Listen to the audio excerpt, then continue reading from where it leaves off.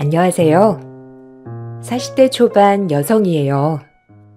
한 치 앞도 알 수 없는 인생. 저 역시도 참 많은 일이 있었던지라 용기 내서 사연을 써보려고 해요. 어렸을 적 부모님도 기억이 나지 않을 정도의 나이에 보육원에 들어갔어요. 당연히 부모의 사랑을 몰랐던 터라 그곳에서 그저 캠프 생활하듯 보육원 친구들과 지냈습니다. 워낙 어려서 들어왔기 때문에 보육원 친구들이 부모님 얘기를 할 때 전 기억조차 없던 터라 할 말도 없더라고요. 그리고 제 나이 10살이 되던 해 보육원에 새로 들어온 친구를 알게 되었어요. 교통사고 후 기억조차 잃고 보육원에 들어온 친구였거든요. 그 친구도 아무런 기억이 없었고 저 역시도 부모님에 대한 기억이 없었기 때문에 다른 친구들보다 공감대 형성은 굉장히 잘 되었던 것 같아요. 그렇게 저희는 점차 가까워졌고 친구로 잘 자랐죠. 보육원을 나가야 할 나이가 될 시점에 서로 이미 너무 좋아하게 돼버려서 그저 좋아하는 마음 하나로 혼인신고를 하고 살았어요. 아무것도 가지지 않았고 그저 기계와 열정 하나로 시작한 결혼 생활이었습니다. 남편은 참 착한 사람이었어요. 우리 둘이 보육원 나와서 이렇게 똑같이 공장에서 일하는 것보다 내가 공장에서 일할 테니까 넌 대학을 가는 게 어때? 무슨 내가 대학이야. 하루라도 빨리 같이 벌어서 열심히 살아야지. 안 그래? 난 괜찮으니까 같이 버는 게 나을 것 같아. 똑같은 소리 듣고 싶어? 너라도 내가 밀어줄게. 나중에 아이 낳고 살 건데 부모 중 한 명은 그래도 대학 문턱은 밟아야지. 그래도 자기 혼자 이렇게 힘들게 사는 거 싫은데. 벌어도 같이 벌어야지. 그래야 빨리 집도 사고 떵떵거리며 살지. 배움은 남 주지 않아. 너라도 배워야지. 난 괜찮으니까 네가 꼭 대학에 가서 많이 배웠으면 좋겠어. 부탁할게, 이렇게. 남편은 저에게 아이를 낳아서 키우려면 그래도 제대로 된 부모가 돼야 되지 않겠냐며 대학을 권유했어요. 아이가 생기기 전에 제 뒷바라지를 해주고 싶다며 말이죠. 너무 고마웠지만 한편으론 미안했습니다. 남편이 학교 다닐 때부터 엄청 똑똑한 것을 알았기 때문에 본인이 학교에 더 가고 싶어 한다는 것을 알았거든요. 하지만 남편은 한사코 저보고 대학을 가라고 하더군요. 염치가 없게도 전 그 제안을 수락했어요. 저 역시 평범한 20대를 누리고 싶었고 남편에게 등 떠밀린다는 핑계로 일보다는 대학을 선택했죠. 그렇게 전 대학생이 되었고 남편은 저에게 뒷바라지를 해주었습니다. 그 무엇보다 마음이 참 고마웠어요. 자기가 대학을 가는 게 낫지 않아? 난 이래도 상관없어. 학교 다닐 때 우동생은 자기였잖아. 내가 일할게. 자기가 학교 가. 아니야, 너 먼저 가. 그리고 나중에 기회 되면 내가 갈게. 정말 너 뒷바라지 해주고 싶어서 그래. 그러니까 꼭 가는 거다. 너무 고마워. 내가 면목이 없지만 그래도 당신 뜻대로 공부 열심히 할게. 자기가 나 뒷바라지 한 거 후회 안 되게 말이야. 남편의 마음이 고마워 눈물이 났습니다. 애초에 우리 둘이 부모님을 잘 만나고 보육원 출신이 아니었다면 걱정하지 않아도 될 일들을 왜 이렇게 걱정을 하나 싶은 마음도 들었죠. 그렇게 전 대학을 가게 되었고 남편이 힘들게 밤낮으로 교대 근무를 해가며 일을 하는 것을 알았기 때문에 저 역시 공부에 매달렸죠. 오히려 결혼을 하고 대학을 가니 공부에만 집중할 수 있는 게 참 좋더라고요. 남들은 미팅이다, 아르바이트다, 바쁜 대학 생활이었지만 전 오로지 남편 뒷바라지 덕에 공부만 했거든요. 누군가가 이렇게 서포트 해준다는 게 참 좋았고, 처음 받아보는 서포트였기 때문에 남편한테 고마운 마음이 가득했어요. 당신 때문에 너무 고마워. 이렇게 아무것도 신경 쓰지 않고 공부만 할 수 있어서. 나 이번에도 장학금 받을 것 같아. 기특하다 진짜. 매번 장학금 안 놓치고 이렇게 공부를 할 수 있다니. 너무 대견해. 조금만 더 버티자. 그러면 될 거야. 나야 뭐 편하지. 자기가 벌어다 주는 돈에 진짜 공부만 하면 되는데 뭐. 우리 학교에서 내가 제일 편하게 공부할걸? 그래도 그렇게 공부하기가 쉽지 않은데 내가 너 뒷바라지 해주는 보람이 있어. 그러니까 지금처럼만 해. 알겠지? 제가 갔던 과는 간호학과였어요. 무엇보다 취직이 잘 돼야 될 것 같았고, 평생 직장으로 삼아도 괜찮겠다 싶어 현실적으로 선택한 과였어요. 현실적으로 골랐지만 다행히 과는 저와 잘 맞았고, 우수한 성적으로 졸업 후 저는 바로 서울의 대형 병원의 신입 간호사로 취직을 하게 되었어요. 3교대 근무를 해야 했지만 그래도 사회초년생 치곤 월급이 꽤 많았죠. 신랑 혼자 벌다 둘이 벌게 되니 오히려 여유가 있었어요. 그리고 저는 신랑에게 고마운 마음을 담아 공부를 하고 싶으면 하라고 제안을 했어요. 그리고 저 역시 남편이 저에게 그랬던 것처럼 남편에게 뒷바라지를 해주고 싶었습니다. 온전히 누군가가 이렇게 아무 조건 없이 서포트해주는 것을 남편도 느끼게 해주고 싶었거든요. 하지만 남편은 그 제안을 거절하더라고요. 아무래도 아이도 낳아야 하고 현실적으로 가장이 마냥 공부를 할 수 없다고 생각한 것 같았어요. 그런 남편을 설득하는 것도 많은 시간이 소요되었죠. 자기도 이제 공부해보면 어때? 내 뒷바라지 하느라 공부 못했잖아. 그러니까 이번엔 바꿔서 자기가 학교 갔으면 좋겠어. 아니야. 나는 지금 하는 일도 적성에 잘 맞고 좋아. 그리고 가장인데 가장 역할을 해야지. 난 괜찮으니까 신경 쓰지 마. 그래도 자기 공부하고 싶잖아. 아니야?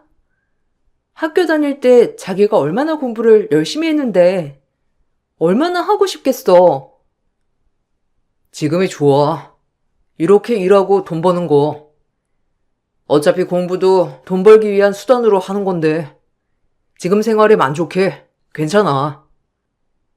나 만나서 공부시켜주고 자기 이렇게 희생하는 거 절대 안 잊을 거야. 너무 고마워. 혹시라도 공부하고 싶으면 꼭 얘기해.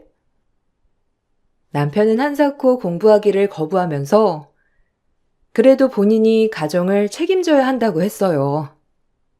한참을 설득하다 남편이 절대 학교를 가지 않겠다는 말에 그 말은 점점 하지 않게 되었고 저와 남편 둘은 정말이지 열심히 살았습니다. 둘밖에 없어서 따로 많이 쓰는 돈보다 저축하는 돈이 많았고 어려서부터 아끼는 것이 습관이 된 터라 늘 먹는 것도 싼 거, 입는 것도 싼 거, 보기에만 나쁘지 않으면 됐지라는 마인드로 살았어요. 그리고 기다리던 보물 새 생명도 찾아왔고요. 너무 좋더라고요. 이제 아이가 찾아왔으면 좋겠다 생각했던 시점에 딱 아이가 찾아와서 얼마나 행복했는지 몰라요. 남편도 마찬가지였고요. 이제 우리한테도 아기가 생겼어. 자기도 3교대 힘드니까 그만두고 좀 집에서 쉬어. 가뜩이나 고될 텐데, 어? 아니야. 우리 병원 육아휴직도 잘 되어 있어서 걱정 안 해도 돼. 그리고 요샌 맞벌이 해야 하는 추세인데, 애기 태어나면 애기가 하고 싶은 거 다 하게 해줘야지. 우리 세 식구 정말 열심히 살아보자, 자기야.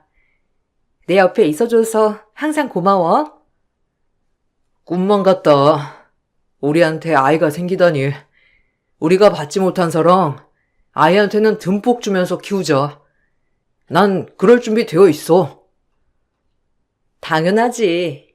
나도 완전 사랑 듬뿍 줄 거야. 우리 집 복덩이에 우리는 저 부모로 만들어준 아이잖아. 꼭 예쁘게 키울 거야. 서로가 가정에 결핍이 있던 터라 이렇게 한 가정을 꾸린다는 게 정말이지 벅찼고 아이를 갖고 남편과 이런저런 얘기를 하다 우리의 부모님들은 어떤 분일까라는 말을 하게 되던 날이 있었죠. 아이를 가져보니 저를 보육원에 데려다 준 부모님이 정말 이해가 가지 않더라고요. 내 자식 무슨 일이 있어도 내가 끝까지 먹여 살려야 한다는 마음이 가장 먼저 드는데 우리 부모님은 어떻게 날 모질게 버리셨을까 하는 마음도 들었고 그런 저를 남편은 참 다정하게도 많이 안아주고 위로해 주었죠. 본인도 슬플 텐데 말이에요. 아이가 태어날 날을 손꼽아 기다리며 드디어 아이가 태어났고 더할 것 없이 행복했던 나날이었어요. 우리 아기야. 어쩜 이렇게 예쁠까? 눈에 넣어도 진짜 안 아프다. 손도 잡고 발도 잡고 진짜 너무 조그만 것 봐. 자기야, 고마워. 이렇게 내 옆에 있어줘서. 우리 딸이랑 자기랑 세 식구 행복할 일만 남았어. 항상 내 옆에 있어야 하는 거 알지? 당연하지. 우리 셋은 무조건 함께야. 그러니까 걱정 말고 몸조리 잘해. 산후조리 잘 못하면 산후풍 걸린대. 그러니까 잘해야 해. 당신이 있는데 뭐가 걱정이야? 친정엄마 없어도 자기가 이렇게 옆에서 살뜰히 챙겨주니까 빈자리를 정말 모르겠어. 친정엄마가 안 계신 제가 혹시라도 산후조리를 제대로 못할까? 남편은 정말 저에게 잘했습니다. 친정엄마 못지않게 늘 미역국을 끓여댔고 혹시라도 제가 산후풍이라도 올까? 언제나 절 먼저 챙겼거든요. 손목관절 나갈까봐 아이 육아도 솔선수범하는 그런 남편이었어요. 그렇게 행복만 가득할 거라고 믿고 있던 그때였죠. 딸아이가 4살 되던 해 남편은 일하다 발작을 일으켜 응급실에 가게 되었고 상태가 위독하다는 말에 모든 검사를 마치고서 교모세포종이라는 병명을 얻게 되었습니다.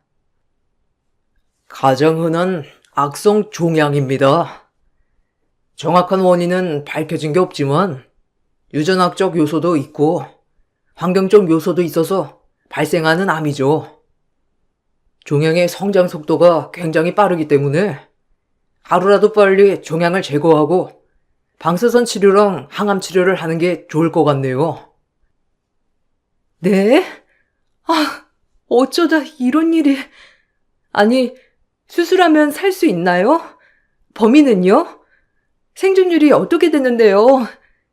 제발 살려주세요. 환자가 얼마나 치료에 잘 반응하는지 봐야 할 것 같네요. 일단 속도가 빠른 만큼 하루라도 빨리 수술이 필요해요. 청천벽력 같았어요. 왜 착한 남편한테 이런 일이 일어났는지 말이에요. 그렇게 저에겐 암담한 나날들이 펼쳐지기 시작했고 저보다도 더 낙담했을 남편을 위로하는 것도 저의 몫이었어요. 무엇보다 이 어린 딸과 어떡할까라는 마음이 먼저 앞섰죠. 제발 남편이 무사하기만을 바라고 바랬지만 교모세포종은 남편을 정말 힘들게 하더군요. 남편의 멘털은 물론이고 늘 긍정적이던 남편을 어둡게 만들었고 제가 생각해도 남편이 무슨 생각을 할까 늘 걱정이 될 정도였어요. 한평생 착하고 남한테 피해를 끼치지 않고 살아온 사람인데 이렇게 착한 사람이 이런 병에 걸려도 되나? 정말 세상이 불공평하다라고 생각했어요. 그래도 수술하고 방사선이랑 항암 치료하면 일단은 암 증식은 막을 수 있대. 그러니까 우리 힘내보자. 나 병원 다녀봐서 알잖아, 자기야. 교모 세포종이라도 생존율 많은 사람들은 많으니까 우리 이 시련 같이 이겨내보자. 내가 옆에서 도와줄게. 내가 왜 이런 병에 걸린 거야? 도대체 내가 뭘 잘못했길래?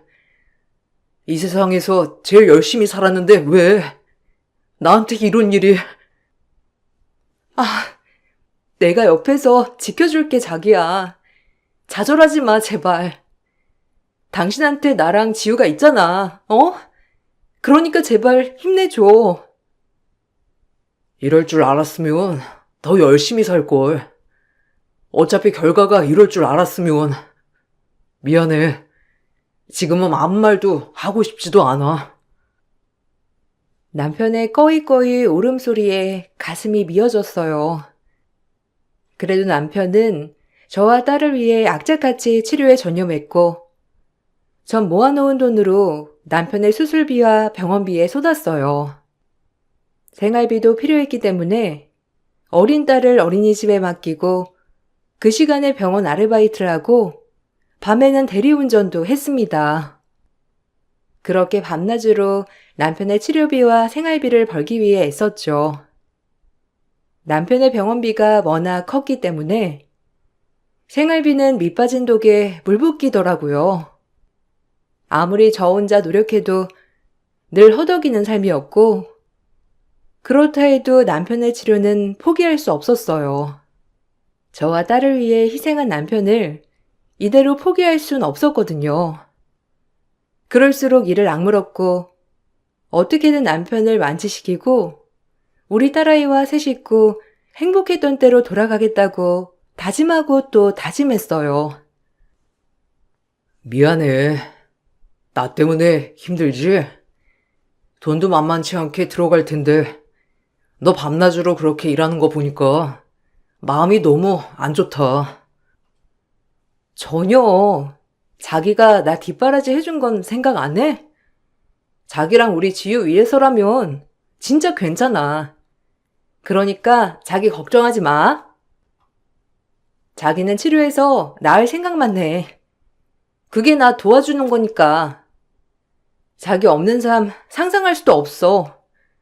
그러니까 그런 생각이랑 아예 하지 마. 한 번씩 남편이 제 걱정을 많이 했지만 병마와 힘들게 싸우고 있는 남편을 걱정시키고 싶진 않았어요. 남편에게 늘 웃어 보이며 밤낮으로 달렸고 남편의 치료는 끝나갈 기미도 보이지 않았죠. 늘 딸아이에게도 미안했는데 돈 번다고 어린이집에 혼자서 방치해두고 어린이집이 끝나면 집에 혼자 두고 또다시 전 아르바이트를 나가야 했거든요.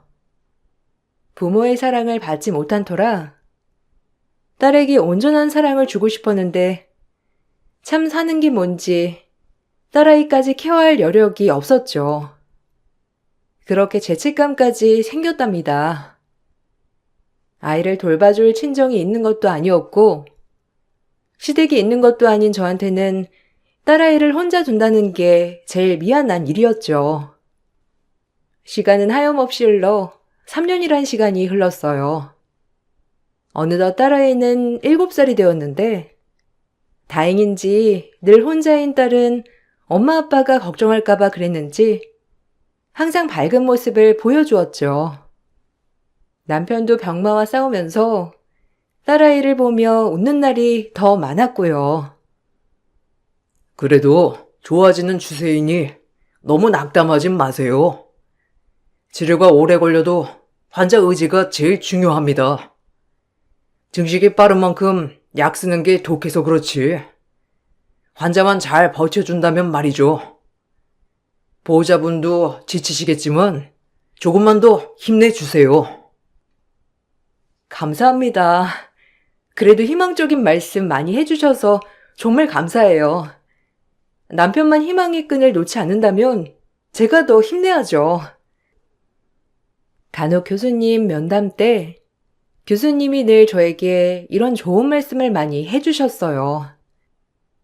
그 신락 같은 희망으로 남편의 치료가 이어졌고 중간에 좋아지면 퇴원을 해서 집에서 시간을 보내다가 조금 안 좋아지면 입원을 반복하는 과정이 있었지만 제 옆에 남편이 있어준다는 것만으로도 전 행복하다고 늘 되뇌었어요.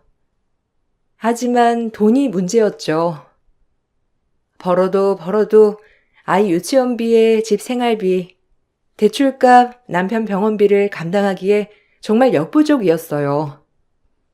몸은 하나이고 일할 수 있는 것은 한정적이고 정말 최악이었습니다. 네, 안녕하세요, 사장님.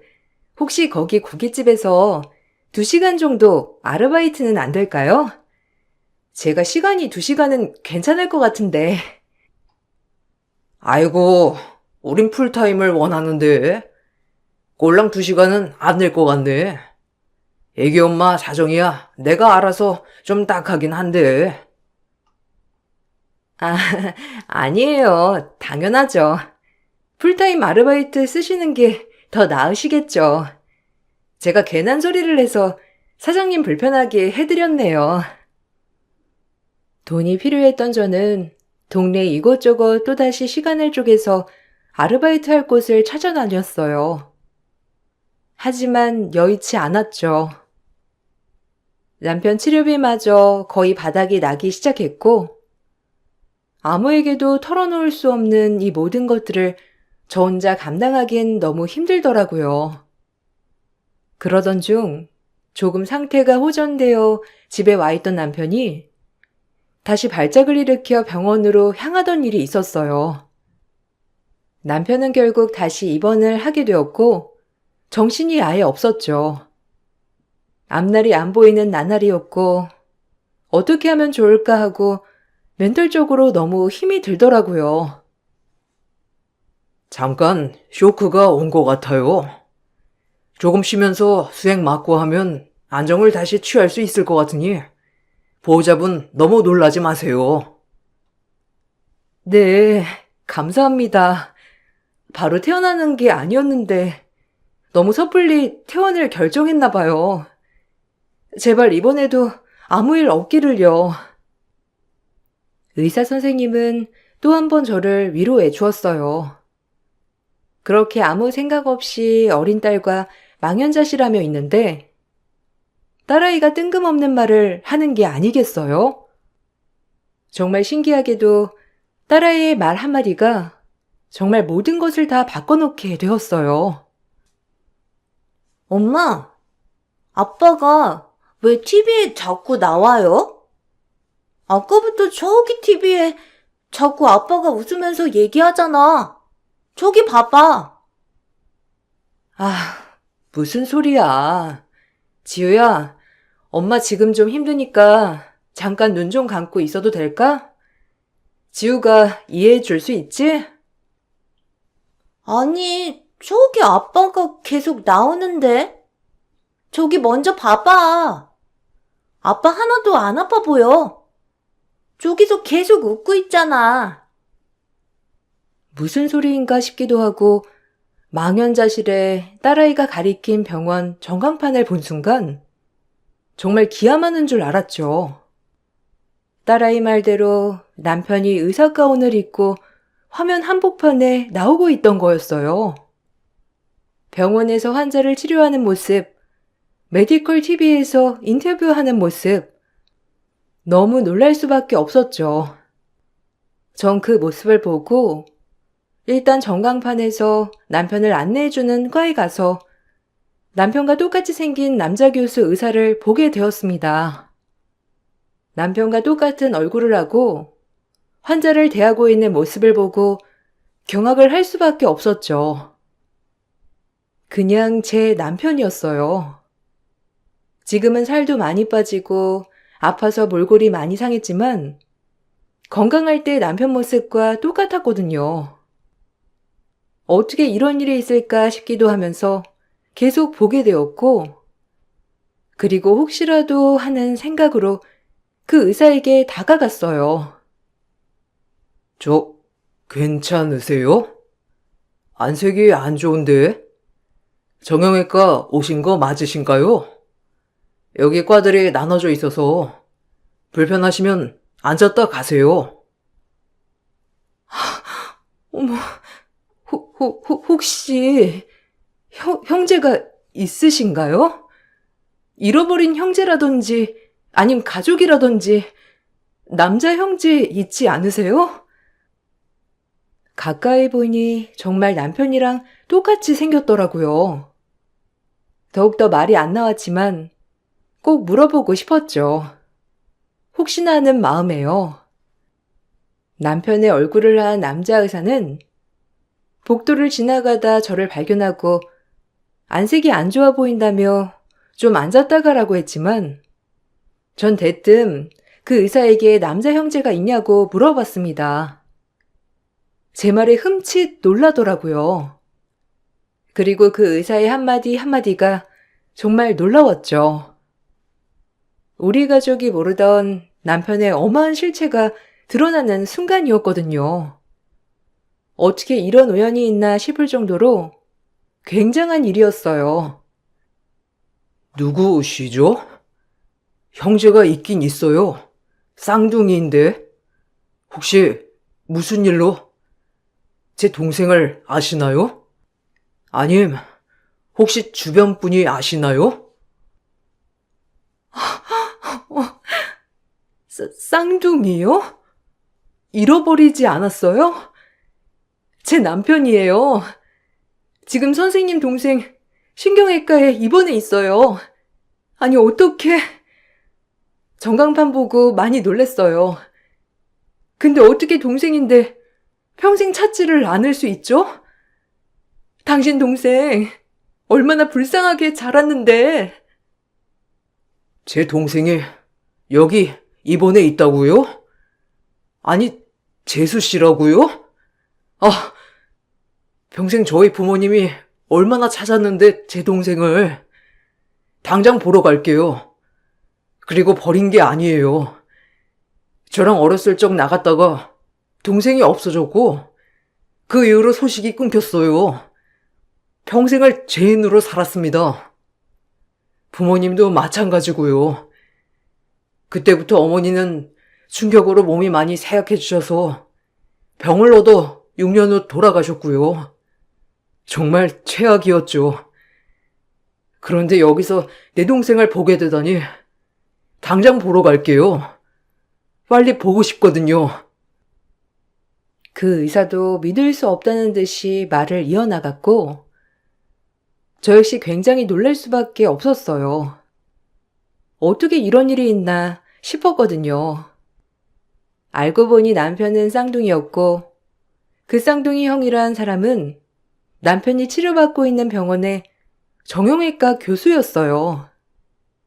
가끔 신경외과 교수님이 닮은 환자가 있다고 얘기는 했었지만 그냥 웃어 넘겼다고 했죠. 남편이 기억을 잃은 것도 모르고 이름도 성도 다 달랐기 때문에 절대 쌍둥이 동생이라고 생각한 적이 없다고 하더라고요. 세상에 이런 일이 있을 정도로 우연의 연속이었죠. 신경외과 교수가 저 닮은 환자가 있다고 했는데 설마 했어요. 이름도 달랐고 성도 달랐거든요. 나랑 헤어질 때가 10살 정도였는데 본인 이름을 기억 못할 리가 없으니까 그냥 대수롭지 않게 여겼는데 어떻게 이런 데서 내 동생을 만나다니. 기억을 잃었어요. 이미 보육원에 들어왔을 땐 사고를 당했었고 그 후에 아무것도 기억을 못하는 상태였거든요. 아, 다 저 때문이에요. 제가 그때 놀러 나가자고 하지만 않았어도 평생 이런 일은 없었을 텐데 늘 죄책감에 시달렸습니다. 어려서 잃어버린 후 한참을 찾았지만 결국 못 찾았다고 했고 어머님은 그 이후로 계속 시름시름 앓다가 남편이 중학생 때 돌아가셨다고 했습니다. 어머님 병명도 교모 세포종이라고 했어요. 아직까지도 아버님은 남편을 오매불망 찾기를 바란다고 했고요. 그 얘기를 들으니 눈물이 주룩주룩 쏟아졌어요. 남편의 형은 그 길로 입원한 남편을 보러 갔고 정말이지 얼굴이 똑같았습니다. 희미하게 의식을 되찾은 남편은 형의 얼굴을 보자마자 흠칫 놀랐고 본인이 쌍둥이라는 사실을 얘기해주자 믿기지 않는 듯이 입을 다물지 못하더라고요. 그리고 그 둘은 꺼이꺼이 울어댔습니다. 저도 마찬가지로 그 모습을 보고 한참을 울었고요. 너 엄청 찾았어. 미안하다. 그때 내가 나가자고 하지만 않았어도 이런 일은 없었을 텐데. 아버지가 너 아직도 찾고 계셔. 네가 기억이 있었더라면 찾기가 쉬웠을 텐데 정말. 미안해. 그래도 이제라도 널 볼 수 있어서 정말 다행이다. 지수씨, 감사해요. 형, 어떻게 이런 일이... 난 우리 부모님이 날 작정하고 보육원에 데려다 준 줄 알았어. 어머니는? 아버지는? 어머닌 돌아가셨어. 병명은 너와 같아.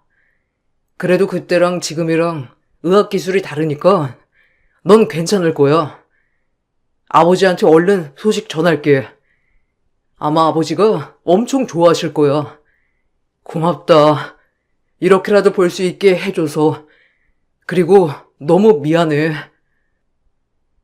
남편과 아주버님은 껴안고 엉엉 우셨고 곧이어 남편이 입원한 병원으로 아버님이 찾아왔어요. 처음 보는 시아버님이었죠. 시아버님도 남편을 보자마자 땅이 꺼지라 우시더라고요. 그저 미안하다고 하면서 말이에요. 그리고 저와 제 딸도 꼭 안아주셨어요. 아유, 고맙다 정말. 이렇게 옆에 있어줘서 너무 고마워. 내가 무슨 말을 해야 할지 모르겠어. 애미의 못난 병이 왜 우리 불쌍한 아들한테. 내가 무슨 일이 있어도 우리 아들 낫게 할 거니까 걱정하지 마. 그리고 이제 너네 고생도 끝났어. 그러니까 우리 이겨내 보자. 감사합니다, 아버님. 그래도 의사 선생님께서 많이 좋아졌다고 하셨어요. 이제 지효 아빠가 이겨내는 일만 남았어요. 다 네 덕분이다. 우리의 치료 포기 안 하고 어려운 환경에서도 밝은 모습 잊지 않아줘서 너무 고맙다. 내가 무슨 말을 해야 할지. 이제 와서 아비라고 나타나 참 면목이 없어. 진작 더 빨리 적극적으로 찾았어야 했는데 그럼 너희가 고생도 덜 했을 텐데. 아니에요. 그래도 지금이라도 이렇게 가족을 되찾았으니 된 거죠. 오히려 이런 희망으로 남편이 잘 이겨낼 수도 있을 것 같아요. 남편의 아버지는 꽤 큰 자산가였어요. 부동산을 몇 채나 가지고 계신 분이었죠. 여태까지 밀린 병원비를 다 내주셨고 남편 병실 또한 특실로 옮겨주셨어요. 그리고 남편의 형이 병원 직원이었기 때문에 임직원 할인도 받을 수 있었죠. 갑작스럽게 일어난 일에 어안이 벙벙했고 저 역시도 생활비를 벌기보다는 남편의 병간호에 더욱더 치중할 수 있었습니다. 그리고 그 후에 더 기적 같은 일이 생겼어요. 남편은 오랜 치료 끝으로 이젠 추적 관찰만 하자는 의사 선생님 말을 들을 수 있었죠. 아무래도 남편에게 좋은 일이 일어나니 심리적으로도 많이 안정된 남편에게 나타난 결과가 아닐까 싶기도 했어요. 환자분도 보호자분도 너무 잘 버텨주셨어요. 몇 년을 이렇게 힘들게. 이제 추적 관찰하면서 지켜보죠. 우리 정형외과 교수 형제였다니. 정말 닮았더라고요. 참 이런 우연이. 어쨌든 가족도 찾고 정말 좋은 일만 일어나네요. 감사합니다, 정말. 고생 많으셨어요. 여보, 이제 몸 관리 잘하면서 좋은 생각만 하자. 알겠지? 너무 고마워. 선생님도 그리고 여보도 너무 고생 많았어요. 이렇게 치료해 주셔서 너무 감사합니다. 정말 너무 감사드려요. 긴 치료 끝에 남편은 웃음을 되찾았고, 퇴원을 할 땐 저희 세 식구가 아닌 남편의 시댁 식구들까지 같이 웃으며 퇴원했어요. 처음 입원했을 당시 정말 하늘이 무너지는 것 같았지만, 저희에게 이런 일이 일어났다는 것이 믿기지 않을 정도로 행복했어요. 이제 우리가 너희 가족이니? 힘든 것도 기쁜 것도 다 나누고 살자. 그리고 우리 둘째, 내가 어떻게 해서든지 살릴 거니까 며느라기 걱정 마라. 이제 너 혼자 감당하지 않아도 돼. 알겠지? 우리가 너희 가족이고 또 너희를 언제나 제일 응원하는 사람들이니까. 아버님, 감사합니다. 이렇게까지 도움을 주시다니 정말 감사드려요. 저도 이 사람 옆에서 언제나 힘이 될게요. 아버지, 절 버리지 않았다는 것만으로도 얼마나 힘이 되는데요. 이렇게까지 해주셔서 감사합니다. 그동안 못했던 효도 이제 할 수 있게 돼서 기뻐요. 그러니까 제 걱정 마시고 아버지도 건강하게 오래오래 살아주세요. 그래야 아들 노릇하죠. 시아버님은 저희에게 정말 많은 금전적 도움을 주셨고, 아주버님도 마찬가지로 늘 진료가 끝이 나면 남편을 찾아가서 이런저런 고민 얘기를 들어주며 형 노릇을 톡톡히 해주었죠. 그리고 무엇보다 남편이 버림받지 않았다는 것, 그리고 이렇게 식구들이 간절히 찾았다는 것을 알게 되니 마음의 병이 치유가 되면서 병이 나았나 싶기도 해요. 퇴원 후 저흰 바로 어머님 납골당으로 인사를 드리러 갔습니다. 남편은 어머님 납골함 앞에서 정말 많이 울었고, 아주버님과 아버님도 마찬가지로 눈물을 흘리셨죠. 오매불망 아들만 기다렸을 어머님이 안타깝기도 하면서 마음이 아팠어요. 마지막까지 얼마나 그리우셨을까 하는 마음에 막상 납골당 앞에 가니 눈물이 많이 나더라고요. 남편도 그런 생각이 들었는지 계속 울기만 했고, 그 모습을 보는 저도 마음이 아팠죠. 여보, 당신이 그렇게 찾던 혜성이 왔어. 우리 혜성이 이렇게 건강한 모습으로 인사하러 와서 얼마나 다행인지 몰라. 당신이 혜성이를 보고 갔다면 좋았을 텐데. 이제 우리가 혜성이네 새 식구 잘 지켜줄게. 여긴 당신 며느리, 그리고 우리 손녀야.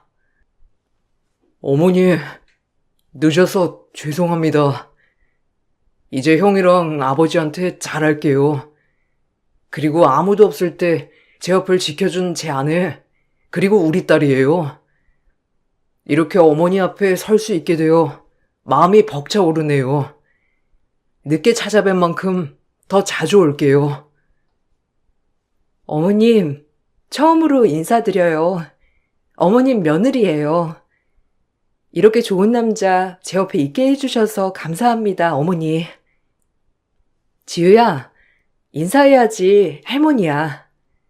지우 이제 할아버지도 계시고 큰아빠도 생겼다고 엄마가 말해줬지? 자, 어서 인사해. 할머니, 저 지우예요. 아빠 아프지 않게 해주시고 엄마가 힘들게 돈 안 벌었으면 좋겠어요. 부탁드릴게요. 딸아이의 말에 온 식구 눈물이 붉어졌죠. 아이여도 알 건 다 아는 것 같아 참 미안했어요. 하지만 그 미안함을 덜어주겠노라 다짐했고요. 남편도 좋은 사람이었던 게 분명한 게 이번에 시댁 식구들을 만나고서야 알게 되었어요. 역시나 좋은 사람 곁엔 좋은 사람만이 나오는 법이니까요. 그리고 지금은 시간이 많이 지났습니다. 아무도 없던 새 식구인 저희가 그래도 가족도 생기고 지금은 금전적으로 도움도 많이 받아서 여유 있게 살고 있어요. 남편도 계속적으로 긍정적으로 생각하다 보니 추적 관찰하면서도 계속 좋은 추세이고요. 가끔 아무것도 없는 무일푼 새 식구만 살다가 지금 이렇게 옹기종기 모여서 왁자지껄하게 살고 있으니 기분이 참 좋아요. 형제들끼리도 애틋하게 만나서 그런지 사이가 정말 좋고요. 그리고 아주버님이 말씀하시길 항상 그늘져 있던 아버님도 요즘엔 늘 웃고 지내신다고 하니 정말 뿌듯해요. 제일 행복한 건 이제 돈 때문에 딸아이를 홀로 방치하지 않고 제가 오롯이 돌볼 수 있어서 이 부분이 제일 행복하기도 합니다. 이것이 다 아버님이 도와주신 거고요. 이 글을 쓰다 보니 시댁에게 참 감사하다는 생각이 들면서 다시 한번 잘해야겠다고 생각이 들어요. 한 치 앞도 알 수 없는 인생. 정말이지 앞으로 어떤 일이 일어날까 늘 궁금하지만 지금처럼 이 행복이 유지되기를 바랄 뿐입니다. 더불어 남편 또한 지금처럼 건강하게 무사히 제 옆에서 완전히 완치를 하는 것이 제 목표예요. 여러분, 제 글 읽어주셔서 감사드리고 늘 좋은 일만 있으시길 바라겠습니다. 좋은 하루 보내세요. 감사합니다. 안녕하세요. 저는 경기도에 살고 있는 50대 여자입니다. 아직까지 저희 가족은 작년에 있었던 안 좋은 기억들이 그대로 남아있어 시댁과 거리를 두며 살아오고 있었는데 상처 줄 건 다져놓고 이제 와서 잘 지내보자고 손을 내미는 모습이 너무 속보이더라고요. 제가 거절을 하기도 전에 남편이 먼저 강하게 시댁 식구들을 내쳐버렸어요. 아마 저희 가족에게는 오랜 시간이 필요할 테지만 평생 연 끊고 살아가지 않을까 생각됩니다. 남편과 한 입을 덮고 살아온 지 벌써 25년 차가 되어 가는데요. 그동안 정말 많은 일들이 있었지만 그 중에서 제일 힘들었던 건 시부모님이 저희 부부를 항상 부족하다고 생각했고 모든 부면에서 마음에 들어하지 않았습니다. 아무래도 없이 시작하다 보니 모든 것이 열악했었죠. 그래도 젊음 하나로 열심히 살아오다 보면 분명 시부모님도 저희 부부를 인정해 주실 줄 알았는데 전혀 그렇지 않았습니다. 저희 부부의 시간이 흐른 만큼 형님 집안에도 변화가 있었는데 아주버님은 시부의 사업을 이어받았던 터라 어렵지 않게 많은 걸 물려받을 수가 있었어요. 금전적으로 여유가 있다 보니 시부모님이 저희 부부를 무시하는 모습을 그대로 똑같이 따라했었죠. 시부는 장남인 아주버님이 사업을 책임지고 이끌어야 한다면서 작은 아들인 저희 남편한테는 조금의 기회도 주지 않았습니다. 오로지 아주버님만 감싸고 돌았었죠. 그런 차별이 어렸을 적부터 있었던 터라 남편은 항상 자존감이 많이 떨어져 있었어요. 제대로 된 지원조차 받지 못하고 살아왔던 불쌍한 남편은 부모님께 인정을 받으려고 악착같이 두 발로 뛰었고 어느 정도 자리를 잡을 수 있었지만 시부모님 눈에는 한참 부족해 보였는지 좋은 말도 해주지 않았습니다. 똑같은 자식인데 왜 이렇게 차별을 두는지 이해할 수 없었는데 남편의 말로는 어렸을 적 아주버님과 남편이 개울가에서 놀다가 남편이 깊은 물에 빠진 적이 있었는데 그때 아주버님이 남편을 구하려다가 같이 물에 휩쓸렸었고 남편은 겨우 빠져나올 수 있었지만 급류에 휩쓸렸던 아주버님이 뒤늦게 구출이 되었지만 사경을 헤맬 정도로 위급한 상황이 있었고 겨우 목숨을 건지게 되자 집안의 장남인 아주버님이 2번 다시 돌아오지 못할 뻔했던 안 좋은 기억들 때문에 남편을 상당히 안 좋게 보고 있었어요. 어렸을 적 일이었고 한참 지난 과거인데 세월이 지나서까지 아주버님만 감싸고 도는 시부모의 행동은 잘못된 것 같아 이 문제로 꽤 오랜 시간 마찰이 있었습니다. 남편도 상처가 많다 보니 마음의 문이 닫혀버렸고 시부모님한테 보란듯이 잘 사는 모습 보여주기 위해 악착같이 살아왔었지만 시부의 사업도 그만큼 커진 상태라 저희가 발전된 모습은 눈에 들어오지도 않아 보였어요. 그리고 아주버님은 시부모님한테 아들, 손자들을 안겨준 반면 저희 부부는 딸, 손녀를 안겨줘서 그것 또한 비교하며 마음에 들어하지 않았었죠. 이런 여러 가지 복합적인 상황들로 인해 시부모님은 저희 부부를 마음에 들어하지 않았고 저희도 그냥 잘하려고도 하지 않았어요. 해야 될 도리만 하면서 살아왔습니다. 그런데 사람의 감정이라는 게 안 좋은 마음을 계속 품게 되면 그만큼 증오심이 점점 커지잖아요. 저희도 처음에는 잘하려 했지만 상처받고 지낸 시간이 많다 보니 시댁 식구들에게 안 좋은 감정이 터져 나오게 되었고 꽤 크게 얼굴을 붉히면서 싸우게 되는 일이 있었습니다. 그날 오랜 기간 참아왔던 모든 감정을 전부 다 쏟아내게 되었죠. 정말 너무들 하시네요. 이 사람도 어머님 뱃속에서 똑같이 10달 품어 나왔는데 과거에 그런 일 한 번 있었다고 지금까지 이런 식으로 대놓고 차별하는 게 가족으로서 맞는 거예요? 이럴 거면 저희도 이제 그만 찾아올게요. 더는 연락도 하지 마세요. 제가 이 사람한테 듣기론 그때 아주버님이 깊은 물 쪽으로 밀어서 생긴 문제였다면서요. 그래서 아주버님이 이 사람 구하려다가 생긴 사고였는데 이게 왜 이 사람한테만 탓이 있다고 죄를 돌리는 거죠? 어렸을 적부터 물을 싫어했다고 그러는데 아주버님이 강제적으로 밀어 넣었다면서요. 모든 원인 제공은 아주버님이 했는데 이 사람한테 모든 잘못을 떠넘기는 건 정말 잘못된 행동인 거죠. 이제라도 이 사람 그만 차별하세요. 다른 가족들은 서로 챙겨주고 잘 지내려고 노력하는데 저희는 얼굴만 보면 상처되는 말만 주고받으면서 사는 거 더는 못 견디겠어요.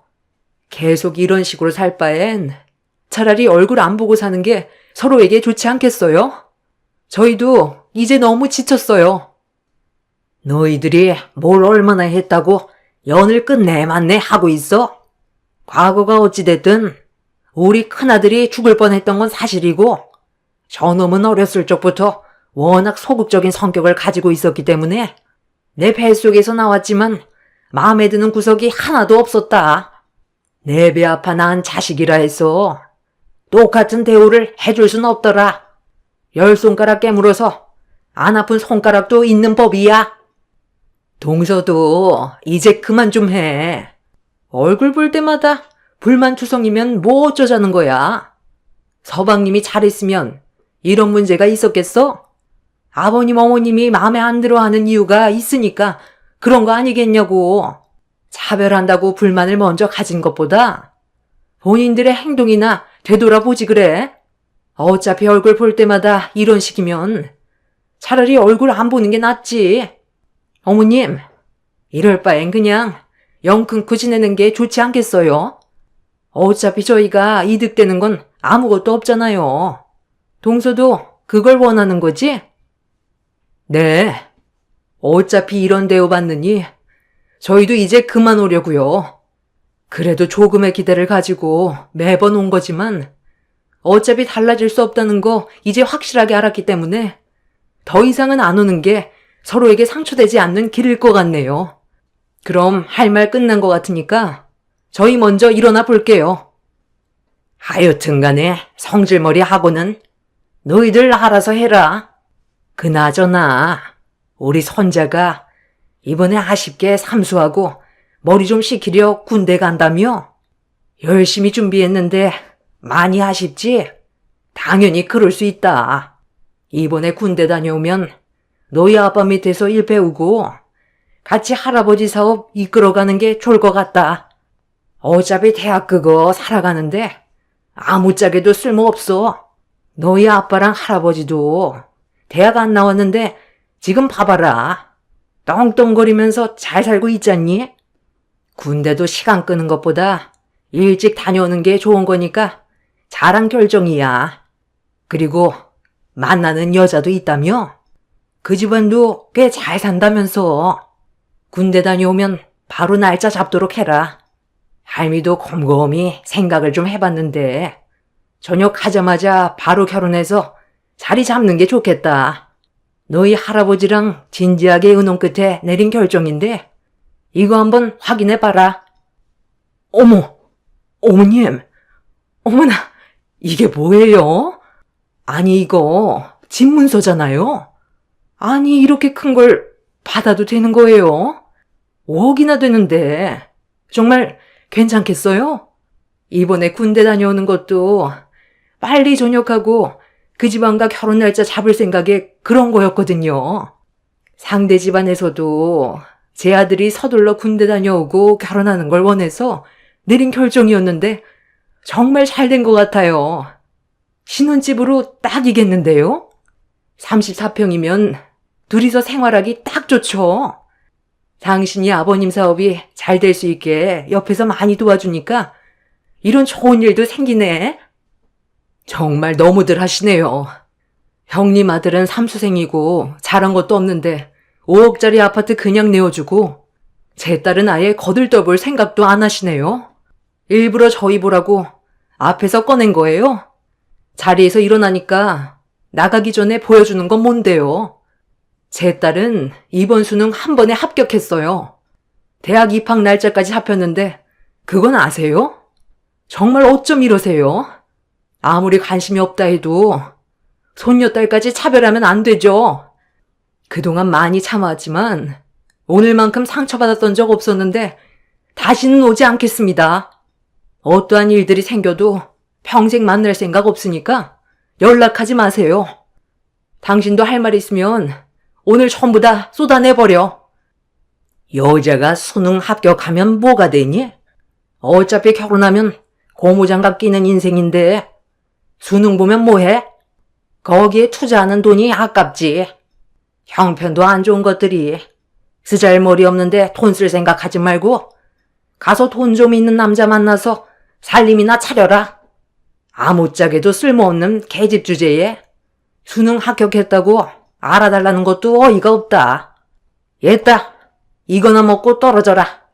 불난 집에 부채질 하는 것도 아니고 삼수생 앞에서 수능 합격했으니까 축하해달라면 내가 좋은 말이 나가겠니? 내가 이런 쓰레기 같은 집안의 아들이라는 게 정말 부끄럽네요.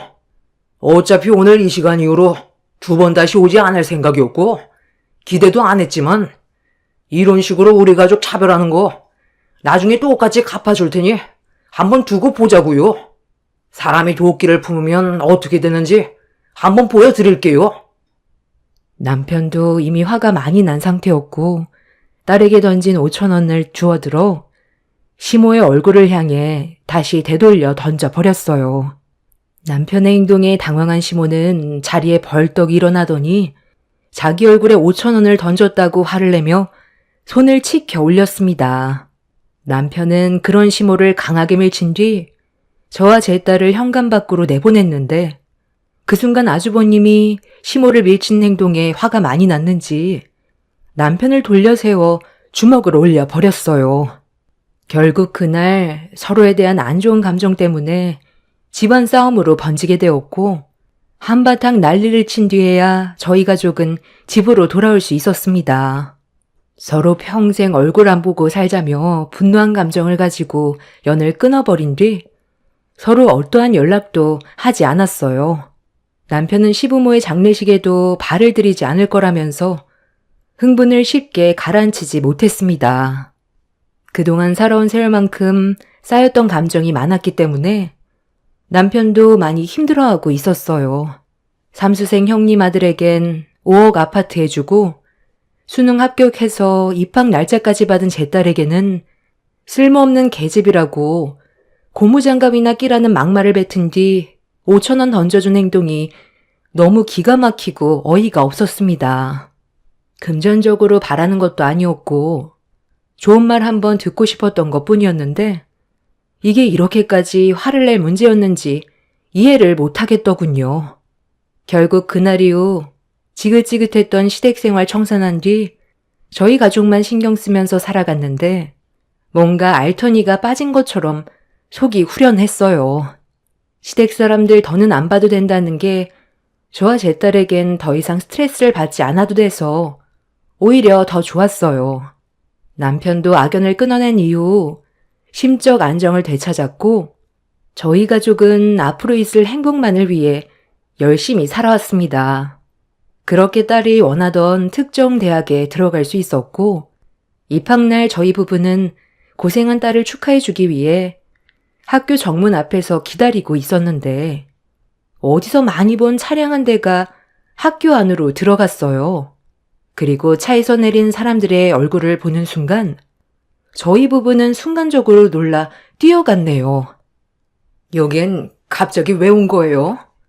다른 볼 일이 있어서 온 것 같지는 않고 제 딸한테 볼 일이 있어서 온 것 같은데 연락도 없이 무작정 찾아오면 어쩌자는 거예요? 너 나랑 지금 뭐 하자는 거냐? 나도 처음엔 그 말을 믿지 못했는데 사진 한 장 보고 깜짝 놀랐다. 그래서 내 두 눈으로 직접 확인해보고 싶어서 몰래 찾아가 보니 정말 거기에 개가 있더라. 언제부터였어? 이미 엄청 성공했으면서 왜 이런 걸 나한테 말하지 않고 있었던 거야? 우리가 돈 달라고 할까봐 그런 거니? 나도 어머님 따라서 가봤는데 사람 엄청나게 많더라. 돈도 상당히 많이 들었을 텐데 어떻게 그런 생각을 했대?